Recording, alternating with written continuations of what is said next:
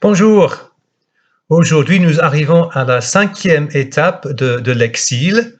Et là, il faut que je vous rappelle que dans mes réflexions, ça va beaucoup plus vite que dans la vie réelle, parce que là, nous passons à l'étape de l'espérance du retour.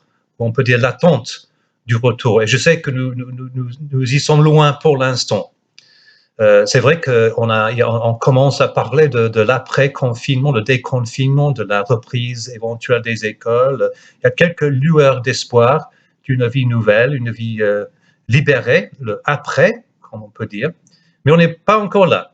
Mais pour suivre le courant de ces étapes, on y arrive aujourd'hui quand même. Et c'est vrai que dans l'Ancien Testament de la Bible, on parle beaucoup de cette idée d'attente, d'espérance du retour. Il y a beaucoup de passages qui prévoient l'exil à cause du péché du peuple d'Israël, mais aussi beaucoup, mêlés avec ces passages, beaucoup de passages qui prévoient le retour, le jour de la libération du peuple d'Israël. Et un des plus beaux passages à ce propos, c'est Ésaïe 40. Et je veux juste vous lire un extrait. Si vous avez le temps aujourd'hui, je vous conseille de lire le chapitre en entier. C'est un chapitre magnifique que j'apprécie beaucoup. Voici le début. Réconfortez mon peuple, oui, réconfortez-le, dit votre Dieu. Et parlez au cœur de Jérusalem. Annoncez-lui que son temps de corvée est accompli, que son péché est expié, qu'elle a reçu de l'Éternel 2 fois le prix de ses péchés. On entend une voix crier « Dégagez un chemin dans le désert pour l'Éternel, nivelez dans la steppe une route pour notre Dieu. Toute vallée sera élevée, toute montagne abaissée, ainsi que toutes les collines. Les lieux accidentés se changeront en plaines, les rochers escarpés deviendront des vallées. Alors la gloire de l'Éternel sera manifestée, et tous les hommes la verront à la fois. L'Éternel l'a promis. » Et puis verset 9. « Ô Zion, messagère d'une bonne nouvelle, gravis une haute montagne, crie avec force.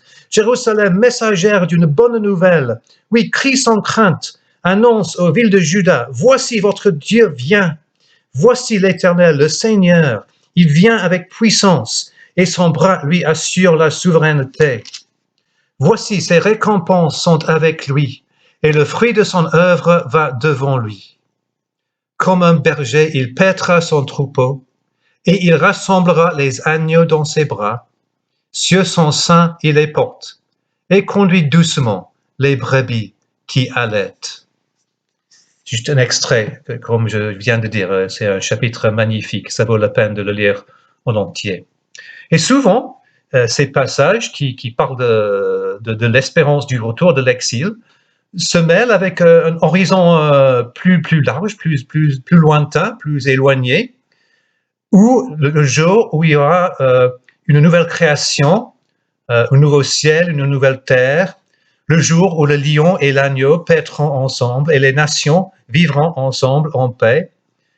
Et là, on parle de notre espérance. Nous ne sommes pas dans la situation d'exil exacte du peuple d'Israël, mais nous sommes quand même en exil de notre vraie patrie, qui est le ciel.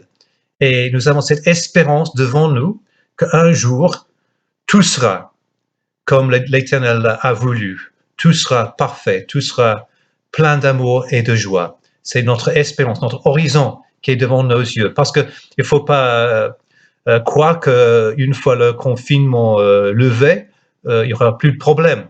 Évidemment, dans cette vie, il y aura des problèmes. Et on restera quand même dans un monde touché par la souffrance, la maladie et la mort, peu importe la situation par rapport au Covid-19. Mais malgré tout cela, au milieu de tout cela, nous avons cette espérance magnifique qu'un jour, tout ce qui gâche notre vie sera juste un lointain souvenir. Et nous vivrons dans la paix, la joie et l'amour. Notre Dieu est un Dieu d'espérance, comme je vous ai dit plusieurs fois, pour la vie et pour la mort. Vivons dans cette espérance, que ce soit dans le confinement ou le après-confinement.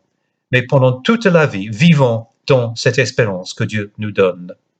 Et je vous propose comme chant le magnifique chant « Jésus, espoir des nations ». Je vous souhaite une bonne journée bénie du Seigneur. Au revoir.